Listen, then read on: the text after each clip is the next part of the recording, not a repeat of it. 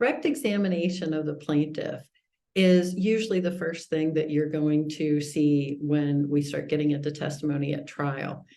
And this is not always how we structure mediation, however, and that's just a little aside there as far as the distinctions between litigation and mediation. But I wanted to get into that right away because you'll start to notice as we go through this series how much more flexible mediation is than that formal process that we call trial or litigation.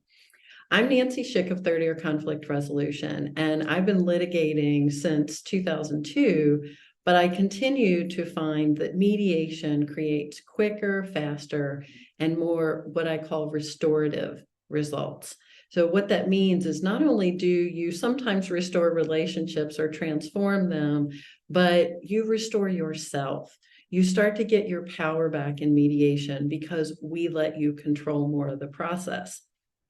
So let's go over some of the questions that you typically will hear on direct examination at trial, because as I said, you're going to start to hear the differences in litigation and mediation. And throughout this series, I'm going to get into those granular levels so that you can start to recognize the questions and the inquiries and start to see how different those processes are, because I think for those of us that like those little bitty details, it's very, very helpful.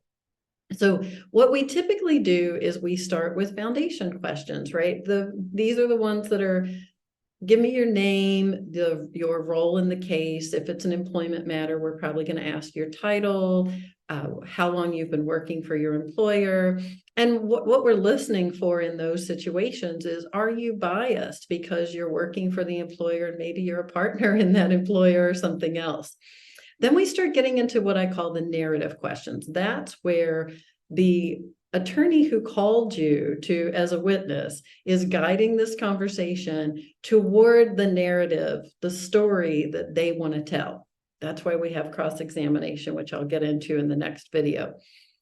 Then we get into the conclusion questions. And again, that's where the attorney that called you as a witness is going to be guiding you toward a conclusion, right, with the questions. And it's a very nuanced approach. But this is why when you're being prepared for trial, the attorney will say, just listen to the question that's being asked, because they're trying to guide the narrative in a very specific way so that the jury or the judge can come to the conclusion that they want. Now, this is also the part of the process where you're going to hear objections, but we don't do that in mediation. It's not as past focused. We're not trying to talk about what happened. We're talking more about what you want to create in the future. So it doesn't require all the testimony and the witnesses. That's also why it sometimes goes a lot more quickly.